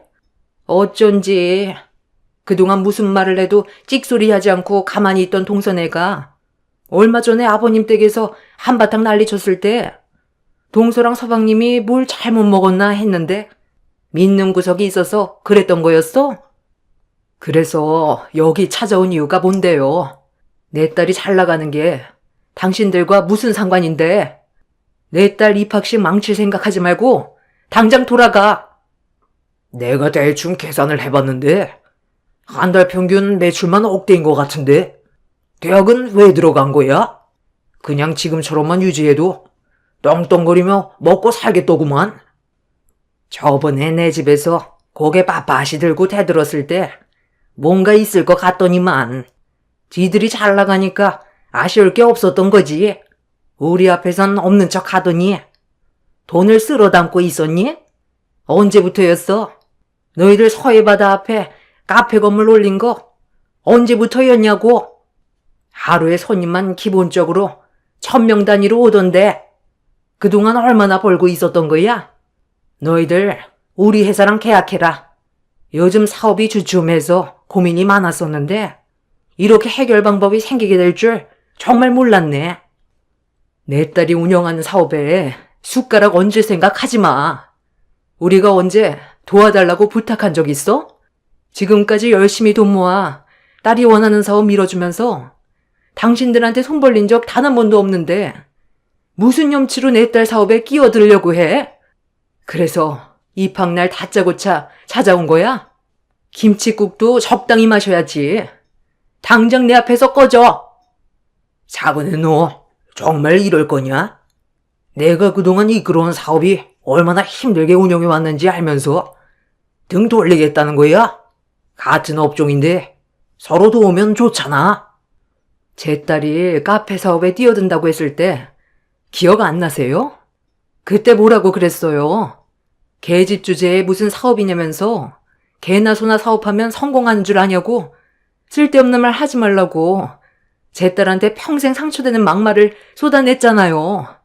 당신이 커피 머신이랑 원두 사업으로 성공하는 모습을 보고 내 딸도 카페 하나 운영해보고 싶어서 도와달라고 손을 내밀었을 때 개집은 집안일이나 배우면 된다고 내쳐놓고 이제 와서 도와달라고 하면 좋은 말이 나오겠어요? 우리가 왜 지금까지 아무 말도 하지 않고 있었는데 어떠한 도움도 받지 않았던 이유가 당신들한테 손 벌리면 나중에 더 많은 걸 바랄까봐 입 닫고 있었던 거야. 그런데 또 용케 알아내서 내 딸 입학식에 나타나? 우리 딸 사업 망하게 하지 말고 당장 꺼져. 당신들이 들어오는 원두랑 커피 머신은 절대 쓸 일 없어. 제 딸이 고등학생 때 진로에 대한 고민을 많이 했었어요. 학교에서 성적도 좋았었고 열심히만 공부하면 대기업에 취직할 수 있을 정도의 학업 능력은 있었습니다. 하지만 제 딸은 시부가 운영하는 커피 사업을 어렸을 적부터 지켜봤었고 카페를 운영하고 싶어하는 마음이 있어서 20살이 되자마자 도와달라고 부탁했었는데 매몰차게 거절을 당했었어요. 안 도와주면 그만인 걸 굳이 상처되는 말까지 꺼내서 눈물까지 쏟아내게 만들었죠. 그런 모습을 보게 된 저희 부부는 제 딸이 원하는 사업을 도와주고 싶어서 모든 걸 다 쏟아 부었어요. 무모한 도전일지도 모르지만 오랜 시간 준비해왔던 제 딸의 꿈을 펼칠 수 있게 남편과 함께 살면서 모아두었던 돈과 상당히 많은 대출을 지원받아 20살이 되자마자 제 딸이 원하는 카페를 오픈할 수 있게 도와주었습니다. 누구나 그렇듯 처음부터 잘 될 수는 없기에 어려움이 많았지만 딸의 노력이 헛되지 않았다는 걸 시간이 지나면서 점점 결실로 맺게 되었고 입소문이 퍼지면서 그 지역의 관광 상품으로 빠르게 자리를 잡게 되었습니다. 그 지역을 가게 되면 꼭 들려야 되는 관광 코스로 만들어지기까지 2년이라는 시간이 흘렀고 제 딸은 거기에서 멈추는 게 아닌 계절별로 사람들이 좋아할 만한 카페 분위기를 만들어 갔어요. 그 결과 한 달 매출은 억대로 올라가게 되었죠. 제 딸이 시부의 도움을 받아 사업을 시작했다면 커피 머신과 원두 같은 걸 지원받아 좀 더 수월하게 진행할 수 있었겠지만 단호하게 거절하면서 상처되는 말들을 퍼부었을 때 제 딸이 품게 된 도끼가 이런 결과를 가져오게 만든 것 같습니다. 제 딸의 사업이 성공적으로 잘 되고 있다는 걸 굳이 제 입으로 알리고 싶지도 않았어요. 그런데 사업이 커지게 되자 많은 손님들이 제 딸의 카페에 들리게 되면서 시모의 지인분들 중 제 딸의 얼굴을 알고 있던 분이 시모에게 이런 사실을 알리게 되었고 전혀 예상하지 못한 말을 듣게 된 시모는 가족들을 데리고 제 딸의 카페를 몰래 찾아가게 된 거였어요. 그리고 두 눈으로 모든 걸 확인하게 되었고 주춤하고 있던 시부의 사업을 다시 일으켜줄 수 있는 절호의 기회인 것도 알게 되었던 거죠. 그래서 딸의 입학날 찾아와 숟가락을 얹으려 했던 거였네요. 딸이 카페를 운영하면서 본인이 부족한 점을 채우기 위해 조금 늦었지만 원하는 대학에 들어가려고 수능을 보게 된 거였고 좀 더 전문적인 절차를 밟아가기 위해서 제가 제빵 커피과에 입학을 하게 되었습니다. 자신을 개발하기 위해 꾸준하게 발전하려는 모습이 너무 보기 좋았고 그런 제 딸이 너무 자랑스러웠어요. 그런데 조용히 지내기만 하면 시댁 식구들은 모를 줄 알았는데 같은 관련 업종이라서 그런지 피해갈 수는 없었습니다. 시댁 사람들은 제 딸의 카페에 커피 머신과 카페 운영에 관련된 제품들을 넣길 원했어요. 그리고 본인들이 들여오는 원두도 제 딸의 카페에 지속적으로 납품하길 원하고 있었습니다. 저희 부부는 당장 돌아가라고 했지만 돈 냄새를 맡은 시댁 식구들은 돌아갈 생각은 조금도 하지 않았고 대학교 앞에서 한참 동안 얼굴을 붉히며 싸우다가 결국 이런 상황을 제 딸이 두 눈으로 목격하게 되었습니다. 시부모와 형님 내외는 제 딸을 보자마자 급하게 달려가더니 양손을 잡고 부탁을 하기 시작했어요. 예, 진작에 말을 하지 그랬어. 나는 네가 성공할 줄 알았다. 네가 할아버지 사업 체질을 닮아서 카페 운영을 기똥차게 한다며 이렇게까지 발전될 줄 알았다면 할미가 전폭적으로 지지해줬을 텐데 그동안 몰라봐서 정말 미안하구나. 그 대신 우리가 앞으로 원두랑 사업에 필요한 제품들 싸게 해줄 테니 같이 손잡도록 하자. 아, 저희 가족이 운영하고 있는 카페에 대해서 아셨구나. 그래서 찾아온 거였어요? 난 또 왜 왔나 했네. 그러니까 지금 저한테 온 이유가 할아버지 사업이 잘 풀리지 않으니까 저를 이용해 맥을 뚫으려는 거죠? 가족이라는 게 참 그래요. 이런 상황을 모르고 있을 때는 온갖 막말에 상처는 다 줘놓고 저희 아빠 엄마 눈에서 눈물 쏟게 만들었으면서 그 전에 했던 행동들에 대해선 전혀 반성하는 태도도 없이 도와달라는 말 한마디면 저희가 도와줘야 되는 거예요? 우리가 진작에 알았으면 그런 행동은 하지 않았겠지. 이건 우리만의 잘못이 아니라 너희들한테도 어느 정도 책임이 있는 거 아니겠니?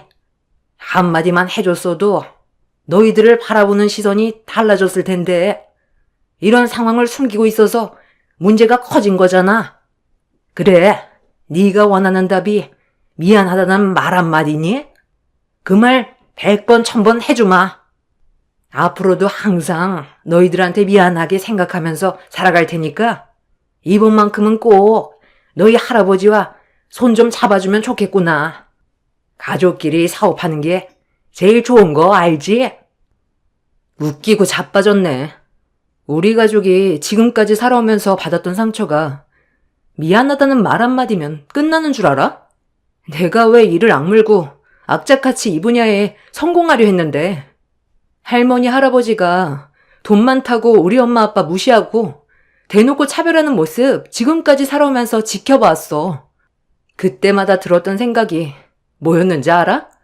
꼭 성공해서 당신들 짓밟아 주겠다는 마음밖엔 없었어. 내 앞에서 무릎 꿇게 만들고 싶었다고. 언젠가 될지 모르는 그날을 위해 이를 악물고 정말 많은 노력을 해왔었다고. 나는 이제부터 시작이야. 당신들이 우리 부모님한테 줬던 상처 배로 갚아주려면 아직 시작도 안 했어. 우리 앞에서 당장 꺼져. 당신들 도와줄 생각 조금도 없고 망하든 말든 나랑 상관없는 일이야. 다 된 밥에 숟가락 얹으려는 당신들이 역겨울 뿐이야. 내 딸은 그동안 참아왔던 모든 분노를 전부 다 쏟아냈어요. 그날은 딸의 입학날이었는데 시댁 사람들 때문에 행복해야 될 시간을 전부 다 망쳐버렸고 쌓인 게 많았던 딸은 좀처럼 화가 가라앉지 않았습니다. 그렇게 한참 동안 퍼부어댔던 딸의 거침없는 말에 묵묵히 참고 있었던 아주버님과 형님이 더럽다며 막말을 퍼부어대더니 제 딸에게 달려들려 하길래 남편과 제가 시댁 사람들을 가로막은 뒤 강하게 밀쳐버렸습니다. 입학 첫날 난리가 난 이후 시댁 사람들은 아무것도 얻지 못한 채 돌아가게 되었고 저희 가족은 보란듯이 카페를 성공적으로 이끌어오고 있습니다. 시댁 사람들도 저희 가족에게 받은 상처와 더 이상의 자존심이 허락지 않았는지 그날 이후 어떠한 연락도 없었는데 최근에 저희 집에 또다시 우르르 몰려왔어요.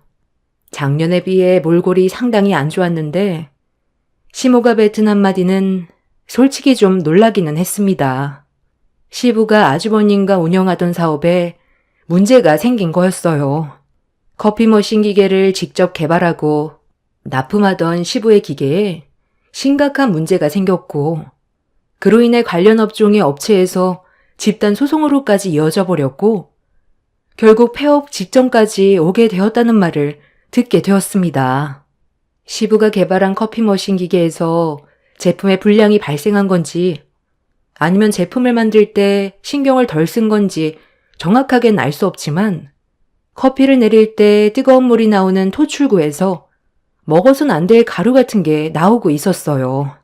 이런 상황을 뒤늦게 알게 된 시부가 서둘러 수습을 해야 했는데 이미 납품한 물건에 대해서 회수 조치를 하지 않고 방치하는 바람에 알루미늄 가루 같은 게 커피와 함께 섞여 나왔고 그 커피를 마시게 된 손님들의 신체에 문제가 생긴 거였어요. 어떤 분은 가벼운 증상인 반면 또 다른 손님은 문제가 심각해질 정도로 상태가 극심한 상황이었습니다.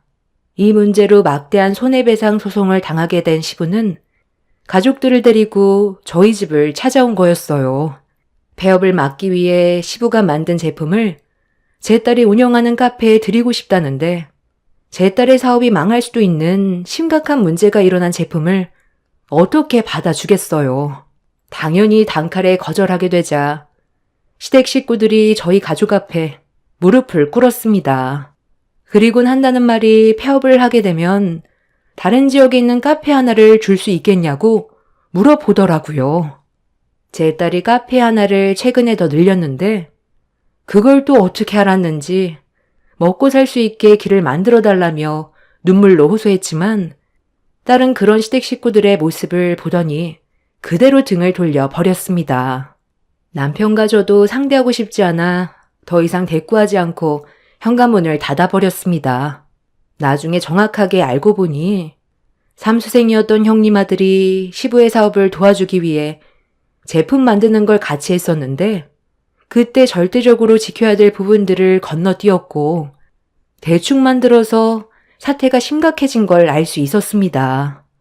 형님 아들은 군대를 갔지만 이런 심각한 문제를 고스란히 떠안게 된 시댁 식구들은 결국 막대한 손해를 보게 되었고 결국 시부가 그동안 이끌어왔던 사업이 순식간에 안 좋은 소문으로 퍼지게 되면서 결국 폐업 위기에까지 오게 된 거였어요. 아마 회복은 힘들 것 같다는 소식을 접하게 되었는데 만약 제 딸이 시댁 식구들의 부탁을 받아들이고 커피 머신을 들여놓았다면 제 딸의 사업에까지 피해를 볼 수도 있었던 정말 심각한 상황이었습니다. 한순간의 잘못된 선택으로 제 딸의 인생까지 망칠 뻔했었는데 그때 단호하게 행동한 건 잘한 결정이었던 것 같습니다. 저희 부부가 오랜 시간 동안 받았던 상처들에 비하면 그 사람들이 받을 고통은 아직까지 멀었다고 생각해요. 밑바닥까지 내려가고 숟가락 한번 뜰 수 없을 정도로 어려워져야 깨닫는 게 있을 것 같습니다. 평생 시댁 식구들에게 도움의 손길을 주지 않을 거고 저희 가족끼리 서로 의지하면서 보란듯이 열심히 살려고요. 그래야 그 사람들도 깨닫는 게 있겠죠. 제 사연 들어주셔서 감사합니다. 안녕하세요. 저는 과천에 살고 있는 30대 후반 여자입니다. 예정대로라면 올해가 넘어가기 전에 결혼식이 진행이 되어야 했지만 시댁 식구들의 잘못된 행동들이 결국 브레이크를 밟게 만들었네요. 왜 한국 사회가 전 세계에서 저출산 위기에 속하는지 이번 계기를 통해 많은 걸 느낄 수 있었고 아직까지 이런 인식들이 결혼을 망설여지게 만드는 요인 중 하나인 것 같습니다. 저도 다른 사람들처럼 사랑하는 사람과 만나 자연스럽게 결혼 얘기가 오고 가게 되었고 모든 게 순조로웠어요. 결혼식 날짜까지 잡아놓은 상태였었죠. 예비신랑 밑으로 신우가 셋이나 있었는데 장남인 예비신랑이 결혼을 해야 신우들도 신랑감들이 있어서 시집을 가려고 벌써 계획을 하고 있었던 것 같았어요. 그래서 그런지는 몰라도 신우들이 결혼식 날짜가 정해지기 전까지도 제 심기를 건드는 일은 조금도 없었습니다. 시부모님께서도 저와 원만한 관계를 유지하며 저희 둘 사이를 크게 관여하지 않으셨어요. 그런데 결혼식이 한 달 남짓 남았을 때 예단 보낼 준비를 하면서 꽤 바쁜 시간을 보내고 있었습니다. 시부모님께서는 남들 하는 것만큼만 간단하게 하자며 저에게 부담을 주려 하지 않으셨어요. 그래도 제 입장에서는 이왕 해드리는 거 요금 먹지 않아야 했기에 경제적인 능력선에서 최대한 좋은 걸로 준비를 하려고 노력을 했었죠. 이런 상황을 예비 신랑도 잘 알고 있어서 제가 무엇을 준비하고 있는지 전부 다 파악하고 있었는데 시부모님 초대로 시댁에서 저녁 식사를 하던 도중 시모가 저에게 질문을 하나 던졌어요. 아무래도 예단 문제 때문에 걱정을 하시는 것 같아 현재 어디까지 진행이 됐는지 알려드렸습니다. 우리가 큰 거 바라는 것도 아닌데 굳이 무리할 필요 없다. 서로가 부담을 느끼면 안 되는 거 알지? 오늘 저녁 한 끼 하자는 것도 혹시라도 불필요한 예단 목록이 들어가 있을까 봐 그게 걱정돼서 확인차 보자고 한 거다. 내 아들한테 들어보니 대충 정해놓은 목록이 있다며? 너희가 앞으로 결혼 생활하는데 금전적으로 지출되는 부분들이 많을 텐데 이런 걸로 지장을 주면 되겠니? 아껴야 잘 사는 거야. 우리가 없는 물건들도 아니고 지금까지 없이 잘 살았는데 괜한 사치는 오히려 안 좋을 뿐이다. 그냥 내 아들과 잘 먹고 잘 살면 시애미는 그걸로도 충분히 만족하니까 조정할 건 과감히 없애자꾸나. 그걸 왜 엄마 혼자 기준을 정해요? 저희들도 의견도 들어봐야죠. 남들 다 하는 건데 당연히 우리도 해야 된다고요. 엄마는 항상 오빠만 생각하더라? 이럴 때 받고 싶은 거 얘기하는 거지. 두 번의 기회가 있을 것 같아요? 조용히 하지 못해? 어른들 대화하는데 왜 끼어드는 거야? 너희들은 나중에 이런 상황 안 올 줄 알아? 영천이가 이번에 결혼하면 줄줄이 시집갈 생각하고 있으면서 자기 욕심만 챙기다 보면 나중에 너희들한테도 똑같이 돌아가는 거다. 아직 상견례도 하지 않았는데 벌써부터 그런 생각하면 뭐해요? 엄마 아빠는 꼭 오지도 않는 일을 미리 생각하시더라. 너희들은 동생으로서 오빠가 잘 사는 걸 보고 싶지 않은 거니? 이런 걸로 집안 분란 만들고 싶지 않으니까 조용히 있어. 새언니, 저희들은 엄마 의견이랑 다르니까 가격대 높은 걸로 부탁드려요. 이왕이면 명품 가방으로 해주시는 게 좋지 않겠어요? 그래도 한 번 받는 건데 이번 기회에 제대로 받아야 저희들도 만족하고 앞으로 새언니한테 잘하죠. 시부모님과 다르게 새 신우들은 하나같이 전부 다 똑같은 성격을 가지고 있었어요. 제가 생각했던 거와 다르게 신우들은 자신들이 원하는 걸 받지 못할까봐 상당히 예민한 모습을 보여주고 있었습니다. 시모는 요즘 세대는 주위에서 예단 같은 거 거의 안 한다며 괜한 욕심 부리지 말라고 얘기했지만 신우들은 시모의 말을 들으려 하지 않고 저에게 명품 가방을 원한다며 예민한 반응을 보였습니다. 시댁 집안도 그렇고 저희 집안도 형편이 좋은 건 아니기 때문에 새 신우들의 욕심을 채우는데 부담스러운 건 당연했어요. 그런데 주고받는 대화를 묵묵히 듣고 있던 예비 신랑이 약간 제 심기를 건드리는 말을 꺼내기 시작하면서 분위기가 이상해졌네요. 너희 새언니가 그 정도 능력도 없을까 봐? 걱정하지 말고 믿고 기다리면 되는 거야. 명품 가방 그거 이번 기회에 하나씩들 장만하면 되는 거지. 남들 다 하는 거 우리만 안 하면 그것도 나중에 서운한 말 나오게 되는 거라고. 그러니까 엄마도 이 사람 눈치 볼 생각 말고 그냥 주는 대로 받으면 되는 거예요. 부담은 아주 잠깐이라니까요. 주위에서 모임 가지면 나중에 예단 뭐 받았는지 그런 말들 주고 받는다면서요. 괜히 쓸데없는 말 들어서 상처받지 마시고 넉넉하게 챙겨가시면 될 것 같네요. 역시 오빠가 이런 건 중간 역할을 잘해준다니까. 이래야 우리가 눈치 안 보고 원하는 걸 받을 수 있는 거라고. 영천이 너는 지금 새아가 옆에 있는데 왜 쓸데없이 입을 나불거리고 있어? 소박하게 돈 모아 살아갈 생각 안 하고 이번 기회에 한몫 제대로 챙기겠다는 것처럼 들리는데 새아가 기분이 어떻겠니? 쓸데없는 말 할 거면 그 입 좀 다물고 있어라. 엄마는 왜 저한테 뭐라고 하세요? 저는 당연한 걸 얘기해 드리는 거라고요. 형식적인 걸 뭐하러 거부하시는 건데요? 그래요, 어머님.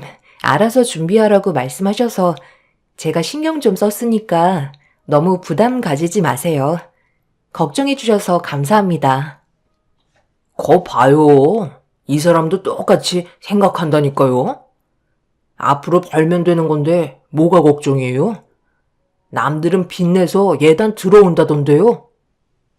처음 겪어본 예비 신랑의 모습은 저를 당황스럽게 만들었고 시부모님도 당황하셨는지 어이없는 표정으로 바라보고 있는데 예비 신랑은 새 신우들과 쿵짝거리며 뭐가 그리 즐거운지 저는 신경도 쓰지 않고 대화를 주고받고 있었습니다. 그렇게 시댁에서 식사를 하는 동안 그 자리는 저에게 상당히 불편하게 다가와 표정 관리도 잘 되지 않을 정도로 예비 신랑의 생각 없는 말은 저에게 너무 큰 실망을 안겨주었어요. 그냥 아무 말 하지 않고 가만히라도 있으면 본전이라도 할 텐데 왜 이런 식으로 행동을 했는지 이해할 수가 없었어요. 그래서 시댁에서의 일정을 마치고 집으로 돌아가기 위해 시부모님께 인사를 드린 뒤 밖으로 나오자 예비 신랑은 저를 바래다 준다며 뒤따라 나오길래 좀 전의 상황에 대해 짚고 넘어가야 할 것 같아 근처 카페에서 진지하게 대화를 주고받는데 예비 신랑 입에서 상상도 못한 대답을 듣게 되었습니다. 내 입장도 좀 생각을 해줘야지. 우리 부모님은 예단을 받지 않겠다고 얘기하니까 동생들이 계속해서 불만이 터져 나오고 있었잖아. 거기에다가 나까지 부모님 편 들어줬어 봐. 그럼 집안이 아주 난리가 났었겠지? 그렇게 되면 당신 먹던 밥이 목으로 넘어가지 못했을걸? 걔들이 워낙 욕심이 많아서 내가 직접 나서지 않았다면 훨씬 더 안 좋은 분위기가 조성됐을 거라고. 그래서 지금 어떻게 하자는 건데? 불을 붙였으면 당신이 수습까지 해야 되지 않겠어? 좀 더 지혜롭게 처신했어야지. 계획도 없던 예단 목록을 추가하면 어쩌자는 거야? 명품 가방이 누구 집 개 이름이냐고. 무조건 해줄 것처럼 얘기해서 신우들 마음만 들뜨게 한 것뿐이라고. 그건 지혜롭게 처신한 게 아니잖아. 신우들이 가지고 있는 기대치만 올려버린 거잖아. 어차피 딱 한 번 하는 건데 눈 딱 감고 그냥 애들이 원하는 거 비싼 걸로다가 제대로 한번 선물해주면 되는 거 아니야? 예비 신랑의 생각 없는 말은 저에게 많은 실망감을 안겨주었어요. 일만 더 크게 저지른 상태로 자기는 책임이 없다는 듯한 얼굴로 저를 이해하지 못하고 있었습니다. 사람이 완벽한 건 아니기 때문에 실수할 수도 있을 거라 생각해 한 번은 넘어가 주기로 했어요. 결국 이런 상황을 정리하기 위해서는 괜찮은 가방 하나 선물해 주는 게 좋을 것 같아 그래도 이왕 해주는 거 괜찮은 걸로 신중하게 알아본 뒤에 준비한 예단을 들고 예비 신랑과 함께 시부모님을 찾아뵙게 되었습니다. 12시가 넘어서 방문했기 때문에 점심 식사를 먼저 하게 되었고 나쁘지 않은 분위기로 시작할 수 있었어요. 그렇게 한창 분위기가 무르익어 갈 때쯤 신우들이 예단 물품들을 궁금해하길래 거실로 자리를 옮겨 기본적인 예단 물품을 시모에게 전달해드렸고 신우들에게는 그래도 희소성이 있는 가방을 전달해 주었네요. 들뜬 모습을 보이던 새 신우들은 급하게 포장지를 뜯고 상자 안에 있던 내용물을 확인했는데 물건을 꺼내자마자 얼굴 표정이 확 바뀌면서 저에게 불만을 털어놓았어요. 새언니, 설마 이 가방을 저보고 사용하라고 주신 건 아니죠? 제가 저번에 분명 명품 가방이라고 얘기했을 텐데요. 그 가방 명품 가방이에요. 쉽게 구할 수 없는 건데 마음에 안 드세요? 정말 신중히 고른 물건인데 가격도 저렴하지 않아요. 200만 원이나 하는 타조백인데 없어서 못 구할 정도예요. 어떤 상품을 원하는지 딱 정해서 얘기해 준 것도 아니고 저보고 알아서 준비해 달라길래 저 딴에는 그래도 신경 많이 쓴 건데요. 처음 봐서 그렇지 생각보다 많이들 가지고 다녀요. 200만 원밖에 안 해요? 고민 끝에 결정한 물건이 겨우 200만 원짜리 가방이라고요? 새언니가 정말 센스가 없네. 저희가 대충 얘기했으면 뭘 원하는지 충분히 알고 계셨을 텐데 생각을 너무 깊이 하셨나 보다. 솔직히 500만 원 이상 되는 샤넬 가방 정도는 생각하고 있었는데 누가 봐도 이 가방은 그냥 동대문에서도 쉽게 구할 수 있는 것들 아닌가요? 이걸 누가 200만 원짜리라고 생각하겠어요. 딱 봐도 10만 원도 안 될 것 같아 보이는데 다시 도로 가져가세요. 너희들은 신경 써서 줘도 싫다는 거니? 받지 말거라. 쟤들이 배가 불러서 그래. 그냥 전부 다 반품하고 너희들 결혼하는데 보태거라. 주는 사람 성의를 생각해서라도 좋게 받아줘야지. 그동안 이 가방 고르려고 얼마나 고민을 많이 했겠어? 막내 너도 마음에 안 드는 거야? 아예 포장 자체를 뜯지 않고 있네. 애들이 싫다는데 그냥 반품하고 샤넬백으로 다시 해주는 게 좋을 것 같은데? 너희들이 원하는 명품 가방이 뭔지 정확하게 알려주면 교환해 줄 거니까 걱정하지 마. 내가 중간 역할을 해줘야 교통정리가 된다니까. 아까 500만 원짜리 그 가방이 어떻게 생긴 건데? 너 지금 애들한테 500만 원 이상 되는 명품 가방을 예단으로 사주라는 거니? 얘가 저번에도 그러더니만 정말 정신 나갔구나. 뭐가 잘못됐어요? 저희 쪽에서 집 마련했으면 당연히 그에 맞게끔 준비를 해야죠. 그건 당연한 거잖아요. 명의만 너로 되어 있는 거지. 대출로 들어가는 거잖아. 그럼 그 많은 대출 빚을 혼자 갚겠다는 거야?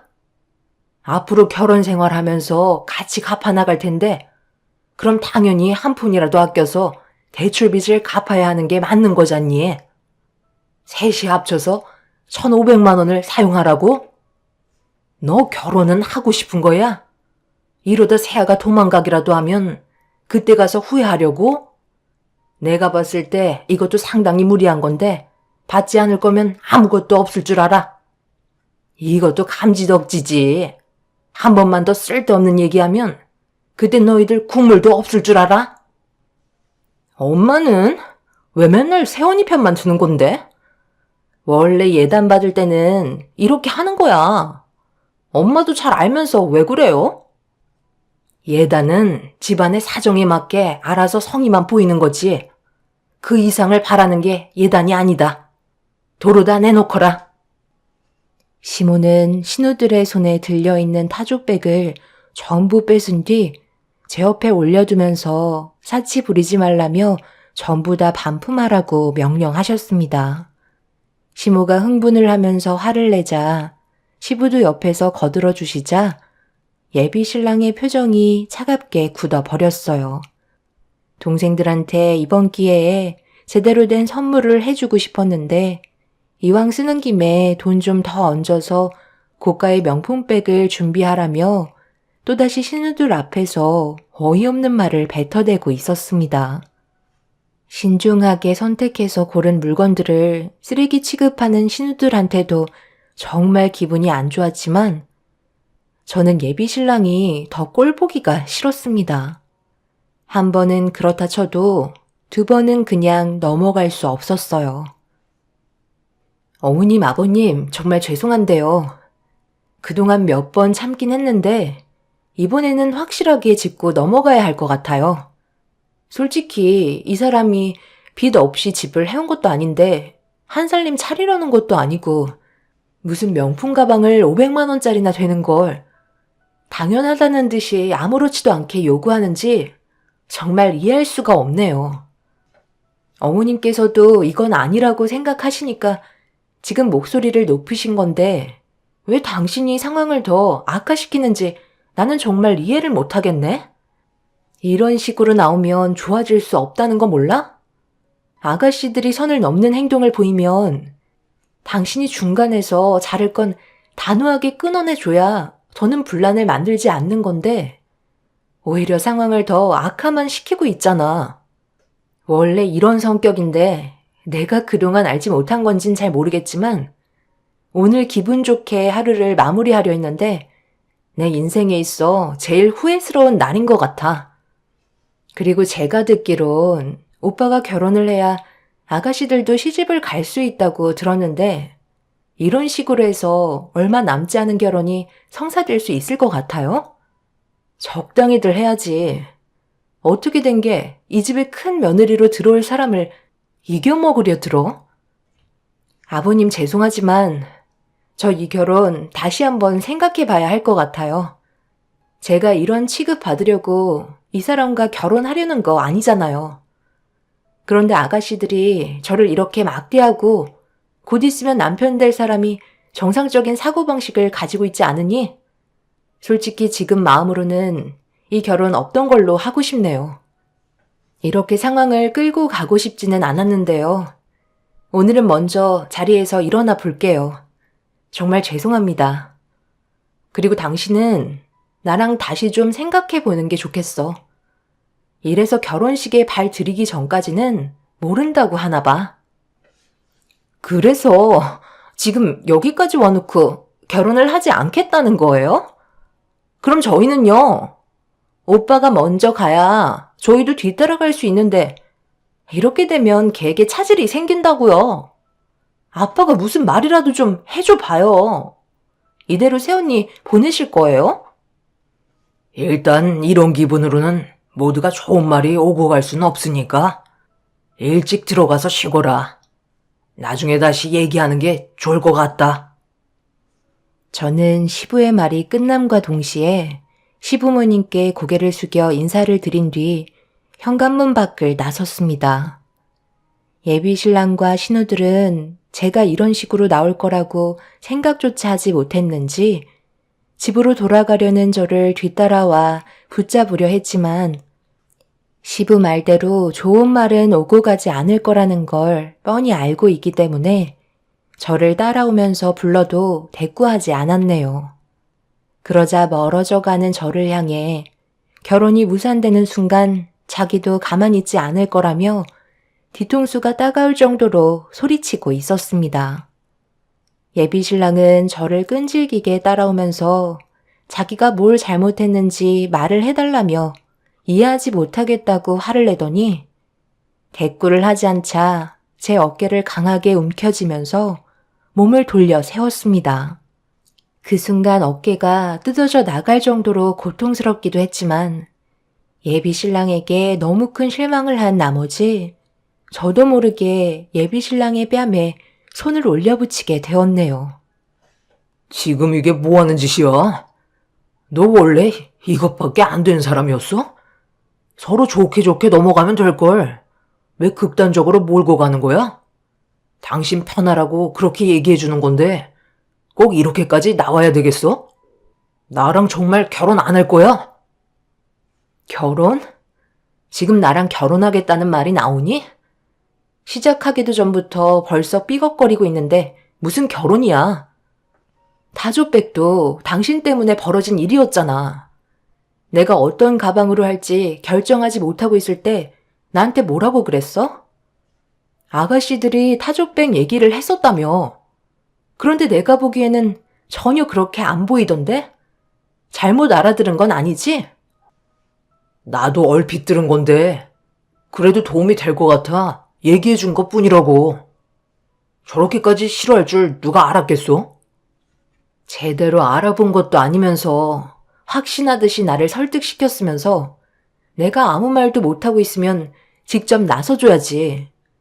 해결해주기는커녕 일을 더 키우면 어쩌자는 건데? 지금 정말 정 떨어져 버렸으니까 당분간 연락하지 마. 우리 관계는 다시 생각해보자. 그거 좀 해준다고 해서 집안이 망하는 것도 아니잖아.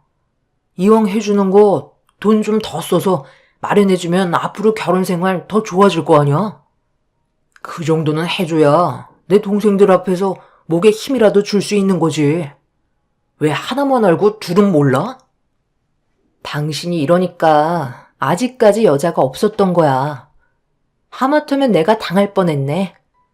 이제라도 어떤 사람인지 알게 해줘서 고마워. 우리는 더 이상 생각할 필요가 없을 것 같다. 파혼하고 각자 갈 길 가는 게 좋겠어. 시부모님은 정말 좋으신 분들인데 어쩜 자식들이 이 모양 이 꼴인지 정말 불쌍하신 것 같아. 하나라도 정상이었으면 이렇게까지 오지는 않았겠지. 제가 진심으로 파혼 얘기를 하자 예비신랑은 절대 헤어질 수 없다며 저를 붙잡고 매달리기 시작했어요. 하지만 저는 이미 마음을 접었기 때문에 더는 아무 말도 하고 싶지 않았습니다. 그래도 좋은 기분으로 예단 들고 시댁에 찾아간 건데 이런 대접을 받게 될 거라곤 꿈에도 몰랐었네요. 결국 예비 신랑의 팔을 뿌리친 뒤 택시에 올라타 집으로 돌아와 그날 시댁에 있었던 일들에 대해 전부 다 털어놓고 파혼하겠다며 확고한 제 마음을 부모님께 보여드리자 제 의견을 조금도 고민하지 않으시고 따라 주셨습니다. 그렇게 며칠 동안 마음의 정리를 한 뒤에 시어머니를 만나 파혼 의사를 밝힌 뒤 정리해야 될 부분들에 대해 대화를 주고받았어요. 시모도 제 의사를 존중해 주셨고 미안하다는 말만 반복하셨네요. 시모는 저를 붙잡고 싶지만 아직 철없는 그 사람과 아가씨들 때문에 제가 받았던 상처를 생각하면 결혼 얘기 다시 꺼내는 게 저한테 죄를 짓는 것 같아 차마 입 밖으로 꺼내지 못하겠다고 괴로운 얼굴을 보이셨어요. 그렇게 파혼을 하면서 금전적으로 정리해야 될 몇 가지들을 마무리한 뒤 시댁 집안과의 인연은 마무리가 되었습니다. 그런데 새 신우들이 결혼이 물거품이 되어버렸다는 말에 화가 났는지 다음날 저희 회사로 찾아와 난동을 부리기 시작했어요. 회의실에서 저희 회사와 관련되어 있는 분들과 일적인 얘기를 하기 위해 미팅을 하고 있었는데 누군가 저를 찾아왔는지 회사 직원들이 말리는 목소리가 회의실까지 들려오길래 투자자분들께 잠시 양해를 구한 뒤 회의실 문을 여는 순간 첫째 신우가 제 얼굴을 보자마자 머리채를 잡고 좌우로 흔들면서 바닥으로 패대기 치며 입에 담기도 힘든 말을 많은 사람들이 보는 앞에서 저에게 퍼부으며 험악한 분위기로 몰고 가더니 눈앞에 보이는 물건들을 전부 저에게 던져버리면서 이성을 잃은 모습을 보여주었습니다. 이렇게까지 하는 신우들의 행동을 이해할 수가 없어 천천히 몸을 일으켜 왜 그러는지 이유를 물어보니 시부께서 신우들은 앞으로 평생 동안 결혼하지 못하게 반대하겠다는 충격적인 통보를 하셨다는 시부의 말을 들을 수 있었습니다. 그래서 이런 상황들이 전부 다 저 때문에 이루어진 거라며 화가 치밀어 올라 제가 근무하고 있는 회사까지 찾아오게 된 거였어요. 어이가 없어서 아무 말도 하지 않고 몸을 일으켰는데 중앙 좌석 의자가 돌려지면서 첫째 신우가 그분과 눈이 마주치게 되면서 얼굴빛이 노랗게 변해버리더니 경악을 하면서 비명을 질렀습니다. 천천히 몸을 일으키신 분께서 첫째 신우에게 천천히 다가가 많이 실망했다는 표정으로 바라보며 아무 말 없이 밖으로 나가려 하자 첫째 신우는 그 자리에서 넙적 엎드려 좀 전에 저에게 했던 행동들에 대해 전부 용서를 구하고 있었습니다. 그리고 잠시 뒤 숨을 헐떡거리면서 한 남자가 회의실로 들어와 무릎을 꿇은 첫째 신우를 바라보고 있었어요. 사람 일은 한 치 앞도 모른다더니 저희 회사 투자자로 오신 분이 다름 아닌 첫째 신우의 예비 시아버지였고 회의실로 허겁지겁 달려온 남자는 저희가 결혼하고 뒤이어 결혼 예정이었던 첫째 신우의 예비 신랑이었습니다. 아버님, 제발 한 번만 용서해 주세요. 제가 오죽했으면 이렇게까지 했겠어요. 저는 현민 씨랑 서둘러 결혼하고 싶었는데 갑자기 돌발 상황이 생겨서 저도 모르게 감정 조절을 잘하지 못했어요. 한 번만 용서해 주세요. 내 두 눈으로 전부 다 보게 됐는데 어떻게 내 아들과 결혼을 시킬 수 있겠어? 나중에는 저 여자처럼 내 아들이 똑같이 당할 수도 있을 텐데 그 꼴을 나보고 지금 보라고? 항상 예의 바르고 인성 좋아 보여서 요즘 여자들 치고 바르게 자라온 것 같아 아무런 조건 안 보고 내 아들과 결혼시키려 했는데 이런 끔찍할 정도로 엄청난 성격을 숨기고 있었다니 정말 실망일세. 2번 다시 우리 앞에 나타나지 않았으면 좋겠네. 아들, 너는 어떻게 여자 보는 눈이 이렇게 없는 거야? 하마터면 정말 큰일 날 뻔했다. 저 직원분을 인정사정 없이 머리채 잡고 내쳤다니까. 밑에서 기다리지 말고 올라왔으면 더 볼만했겠다. 어떤 행동을 했는지 보고 싶으면 저 직원한테 지금까지 녹화되어 있는 CCTV 영상 보여달라고 부탁 한번 해보거라. 그리고 저 직원이 불쌍해서라도 투자 연장할 테니까 나중에 직원을 통해 연락드리도록 하죠. 저희 회사와 계약했던 분이 이번에 끝나는 기간이었는데 연장 계약을 하기 위해 앞으로 있을 회사의 미래성에 대해서 회의를 하던 도중 사건이 터진 거라 많이 놀라신 듯 보였어요. 투자는 그래도 연장될 수 있었지만 눈앞에 펼쳐진 광경은 답답할 뿐이었네요. 첫째 신우가 애원하며 용서를 구하자 둘째, 셋째 신우도 단체로 바닥에 넙죽 엎드려 자신들의 잘못을 뉘우치고 있었습니다. 하지만 돌이킬 수 없었고 새 신우들은 결국 그 자리에서 바닥을 치며 통곡하고 말았네요. 그날 이후 시댁집안과는 2번 다시 만날 일이 없었고 첫째 신우가 저에게 했던 몹쓸 행동들은 회의실 CCTV에 전부 다 녹화가 되어 있었기 때문에 현재 법적으로 소송을 준비하고 있는 중이네요.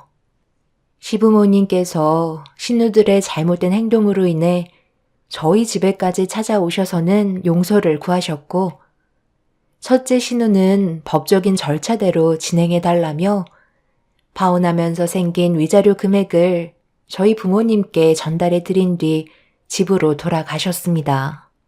시부모님께서 자식들 때문에 얼마나 속이 문드러지겠어요. 이런 상황이 답답할 뿐입니다.